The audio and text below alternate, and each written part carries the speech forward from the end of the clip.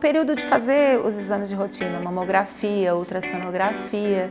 Eu, desde jovem, eu sempre tive nódulos no seio, mas eles nunca foram de origem maligna, assim.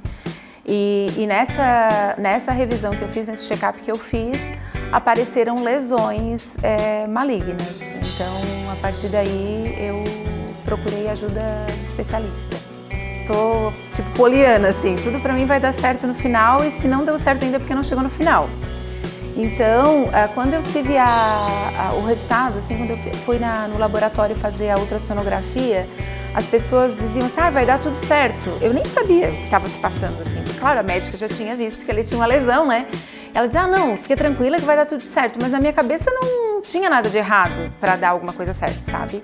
Aí fui para casa, numa boa, não fui ler o exame. Na correria, eu sou professora, na correria do dia a dia, eu disse, vou ler isso aqui e tal. Eu disse, uma lesão, né? Tinha lá um nome que eu nunca tinha visto, tal, diferente do que dava nos anos anteriores. Aí entrei em contato com uma amiga minha, amiga, olha só, ligaram lá do laboratório, assim, assado, falando que eu tenho que fazer uma... Dela assim, só que ela é mais apavorada, sabe? Daí ela disse, amiga, por favor, marca esse mastologista de uma vez, vai e tal. E eu marquei a consulta médica, né? Fui num médico, num primeiro momento, o primeiro que eu consegui. Fui, ele me explicou toda a situação. Eu, particularmente, assim, eu fiquei... Não entendi direito, assim, no início, né? De verdade, assim, não entendi direito o que ele estava falando. No final eu disse, o que o senhor está querendo dizer então que é câncer, é isso? Daí ele disse, é câncer. Eu disse, é maligno? É, maligno. Só que agora a gente vai precisar fazer todo um monte de exame e tal. A hora que ele falou que era câncer e que era maligno, daí foi aonde eu... Ali, eu acho que isso é uma semana depois de eu estar com todos aqueles exames na mão, eu ter feito já a biópsia, que eu me dei conta do que estava acontecendo, né?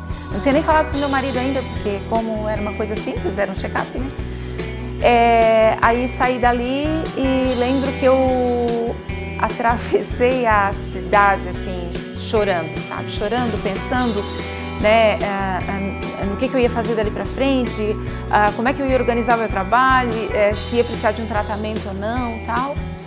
Precisava fazer uma mastectomia total, né? Tem um nome para isso, mas é total ali, né? Tirar as duas mamas. E vou dizer que assim, o impacto, ele é um impacto, é bem difícil, assim, né? Lidar com essa questão, principalmente a questão do feminino, a questão não é só a doença, entram várias coisas, né? Entra a questão da família, entra a questão, né, de não querer machucar o outro, de não querer que o outro sofra, sabe, a gente se preocupa com muitas coisas, vem muitas coisas na cabeça. Naquele momento, as perspectivas, assim, as possibilidades, elas eram muitas, né? Talvez eu tivesse que fazer químio, talvez eu tivesse que fazer rádio, né? Então, assim, o médico, ele foi falando várias coisas que talvez precisasse fazer.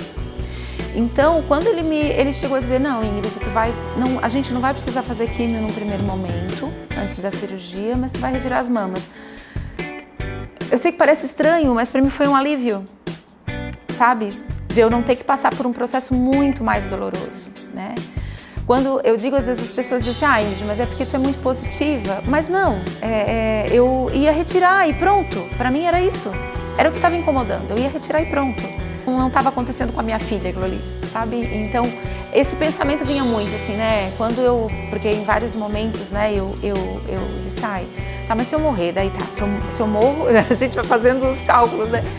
Se eu morro, poxa, eu tenho 2 filhos jovens, né? Não quero deixar os meus filhos jovens, né? Eu quero vê-los crescer e tal.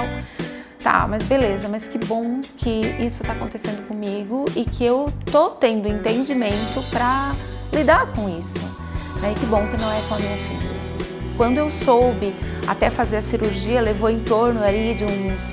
Tirando o tempo que eu morceguei, né? Que eu fiquei assim, que eu não me dei conta que precisava ir no mastologista, porque eu tinha ido no ginecologista no primeiro momento. Esse processo todo levou menos de um mês. Ele levou menos de um mês. Então, rápida a cicatrização, digamos, foi rápida. O meu único problema foi que eu tive uma infecção hospitalar. Então, daí a infecção hospitalar, daí foi aonde complicou um pouquinho esse processo pós-cirúrgico, né? mas a cirurgia em si, ela não foi assim um grande problema, né? Como assim, um grande problema. Eu estava com... uma das ninfas estava inchada, e daí o médico estava um pouco preocupado disso, de alguma forma, ter um agravamento aí, né? E eu também, quando eu vi que na ressonância deu essa alteração, eu fiquei com medo, né? Fiquei com medo. A Poliana daí já se transformou, já não era mais Poliana, né? Eu disse, meu Deus, vai pro sistema linfático, a partir do momento que está inchada a linfa, o que acontece, né? Ai, meu Deus, vai dar uma metástase? Daí já veio um monte de coisa na cabeça e tal. Daí o Dr. Eric, na época, me acalmou, né? E assim, nesses momentos, assim, é de extrema importância a gente ter pessoas ao nosso redor, assim, que nos acolham, porque o conhecimento, ele liberta, né? Então, a partir do momento em que ele disse, Ingrid, olha, tudo bem, essa é a linfa sentinela, ela tá ali para alertar, sabe? Ele me acalmou. No sentido de, isso não significa que tu vai ter câncer em outras partes do corpo, isso não significa que está espalhado. São essas pessoas que estavam ao meu redor, sabe, para me lembrar o tempo todo de quem eu sou, sabe, foram de extrema importância. Eu acredito em milagres, acredito de verdade, assim, em milagres, mas eu acredito também no autocuidado, que eu preciso me cuidar, eu preciso cuidar daquilo que é meu para eu poder conseguir cuidar dos outros. Foi um grande sinalizador, né? Porque sempre que está nesse período de fazer os exames, é um pé no saco fazer esses exames, né? A gente sabe que, assim, como mulher, vai todo ano, faz todos aqueles exames, tem que estar atento o tempo todo, né? São muitos detalhes, mas assim, foi um grande alerta no sentido de que, olha, Ingrid, tá vendo? Porque tu fez a prevenção, talvez, né? Talvez, porque a gente não sabe, mas talvez tu possa ter evitado algo maior ou mais complexo, mais difícil de ser tratado.